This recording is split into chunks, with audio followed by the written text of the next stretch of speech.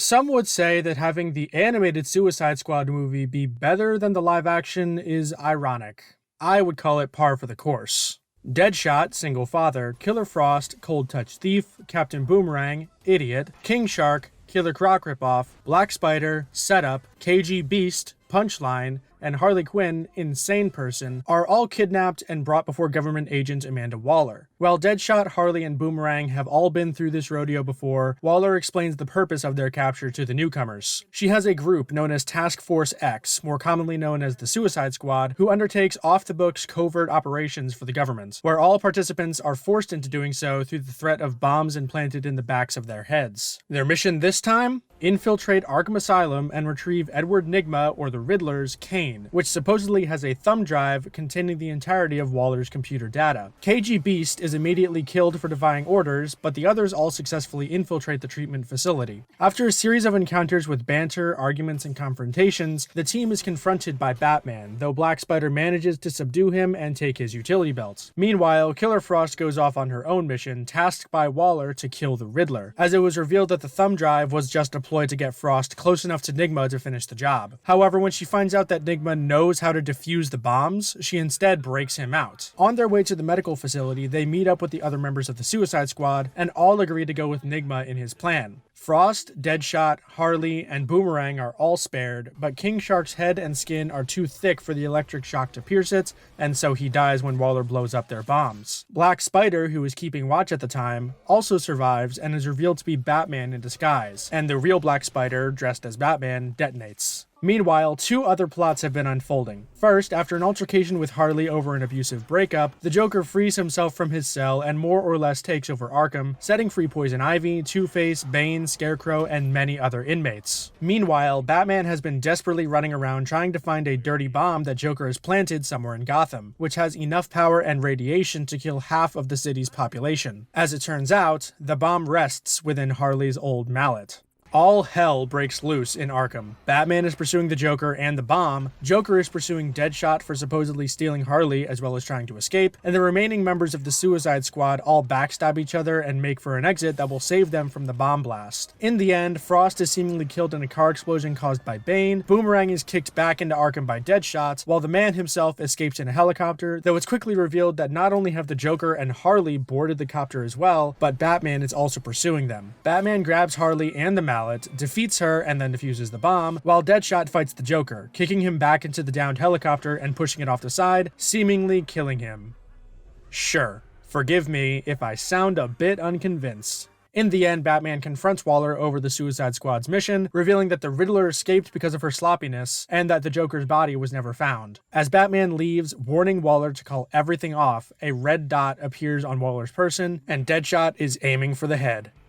If you're looking for high art, you're not gonna get it here. This movie is strictly popcorn entertainment, and as with most of its ilk, it's hard to enjoy if you think too deeply about it. However, if you're in the mood for a fun ride with fun characters, then this could be the one for you. And the movie's greatest strength is its characters. While some might get annoyed by Harley's Yahtzee recurring gag,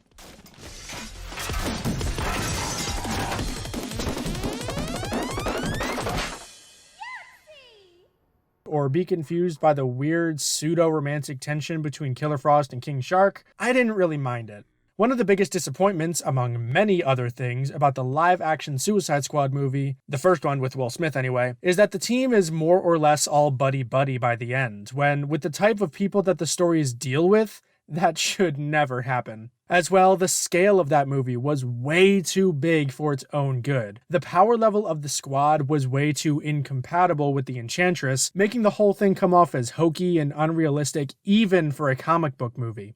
Assault on Arkham doesn't have either of those two problems. Recognizable location or not, the squad is essentially just performing a heist, and there is no superhuman threat that they actually have to face. Without having to justify those two things about its existence, Assault on Arkham was free to really flesh everything out and provide more of a well-rounded focus on the characters. While really only Deadshot, the army guy, and Harley were focused on in the live-action movie, each character in Assault on Arkham gets fairly equal representation throughout, with good character moments sprinkled all over the place. Harley's giddiness during the freefall section, Boomerang's awful womanizing routine toward Harley, King Shark being afraid of heights, the little glad you made it from Frost to King Shark when they meet up later in the movie, the proverbial cockfights between Deadshot and Boomerang. You know, while this isn't great, it is more effort than we've seen from most of the team-based movies in this catalog. And I honestly think that the best aspect of it from a character standpoint is that they all end up turning on each other. At the end of the day, these are all criminals and thieves who are out for themselves. They use those around them to further their own ends or to survive, but beyond that they have no loyalty whatsoever, and seeing Killer Frost, Boomerang, and Deadshot all scrambling in the chaos to get the hell out of Dodge was fantastic stuff. As well, while there is the usual choppiness and bad CG, the action is also pretty good for the most part. This is mostly due to the more interesting scenarios and locations than the typical comic fights, with good use of environment to pose interesting challenges